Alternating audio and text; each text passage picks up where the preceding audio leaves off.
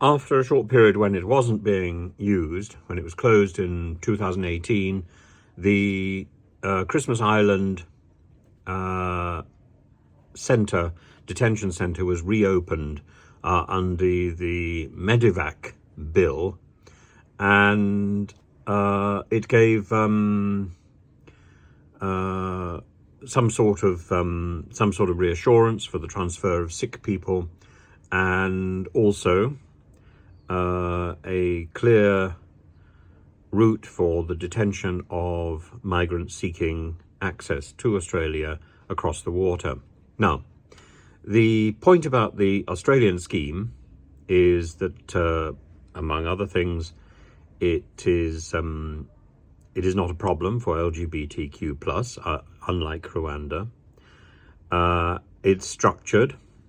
It's not a sort of tit for tat thing. You take one of my refugees, I take one of yours, and it's got its own objections. There are plenty of people who think that it's wrong, including the United Nations. There are people from Wuhan, from Hubei province, who came to Australia and were placed in Christmas Island. It's disturbing. It's disturbing. As I say, the United Nations objects to it, but Australia has shouldered the objections and has moved forward. Now, it doesn't mean that a copy of the Australian system under Suella Braverman is going to be successful. First of all, there is already an attempt. It's already elicited UN objections. You cannot possibly imagine that a second attempt by another country is going to get off without further objections, without some serious questions by the United Nations, number one. Number two, the Rwanda scheme is very different, actually, to the Christmas Island scheme.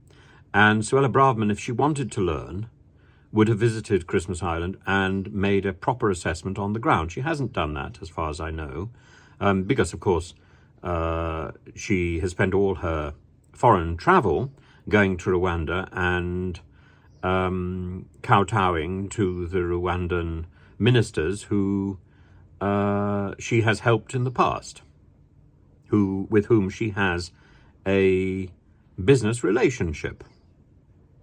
So I don't quite know what that means, but certainly she has helped Rwandan lawyers who are now ministers in the Rwandan government, and that sort of cozy relationship is questionable. But you have to ask, does she have a relationship with Australian lawyers? Why has she not been to Australia? Why has she not seen the sites on which she has based her campaign herself?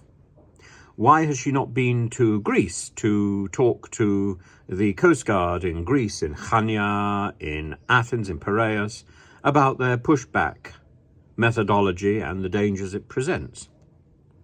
So all she has really done is picked up slogans from Australia, picked up slogans from Greece, and think that's enough. Both Greece and Australia have drawn serious questions and disapproval from the global authorities who monitor migration. Serious disapproval, particularly from the United Nations. And we are not going to have any less disapproval. But we don't seem to have even done our homework. Suella Braverman, when she was told that Rwanda was responsible for killing 12, actually it's 13 refugees, she simply pretended she didn't know anything about it. Ignorance is not an answer for the Home Secretary. She wouldn't expect it from somebody who is being questioned in her name. We don't expect it from her. She should do her work. She should master her brief. She should go and see the people who she needs to talk to. If she needs to go to Australia, I think that would be money well spent. Maybe it could be a one-way ticket.